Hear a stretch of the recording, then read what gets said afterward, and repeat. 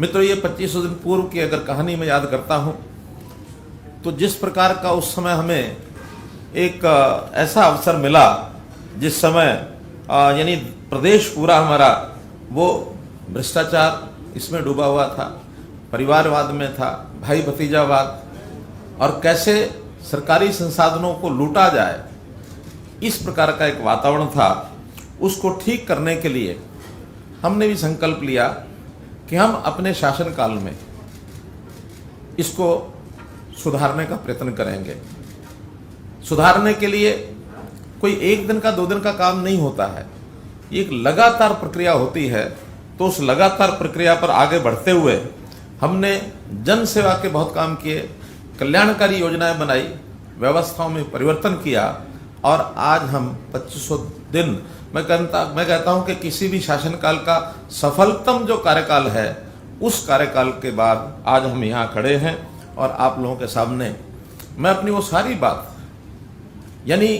एक जो हमने अपने इस प्रदेश के विकास में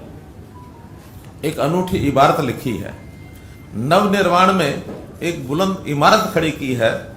उसके बारे में जरूर आपको बताऊंगा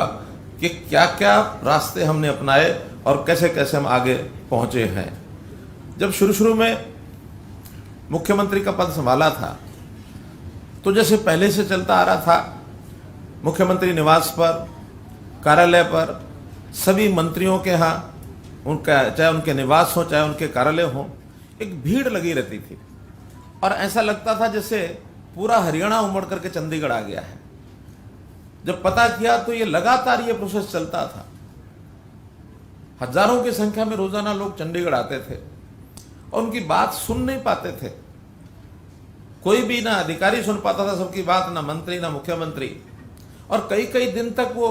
यहां बैठे रहते थे, पड़े रहते थे। हमारे मन में आया कि आखिर ये क्यों है? जिनकी आजादी के लिए इस देश के हजारों लाखों लोगों ने शहीदियां दी, कुर्बानी दी, एक संविधान बनाया, एक संविधान के हिसाब से व्यवस्थाएं खड़ी की, तो ये सारे लोग इस प्रकार से घूम रहे हैं जैसे इनको आजादी का आभास ही नहीं है। तो उसी दिन संकल्प लिया कि व्यवस्थाएं बदलनी है, हमको सीधे सीधे जैसे पहले काम चल रहे हैं उस प्रकार के नहीं करने हैं। जो उन्होंने किए वो करने हैं, ऐसा नहीं कि वो नहीं करने, वो सारे बेकार थे, ऐसा नहीं है, लेकिन उसी ढर्रे पर नहीं चलना है, ढर्रा बदलना है। तब हमने जो उस समय लोगों को एक वातावरण था कि जैसे करप्शन के बारे में लोग समझते थे उनका अधिकार है, राइट टू करप्शन, ये वो मान करके चलते थे। हमने कहा नहीं, इसको बदलेंगे। हम जो है राइट टू करप्शन की बजाय राइट टू सर्विस, इसको लागू करेंगे।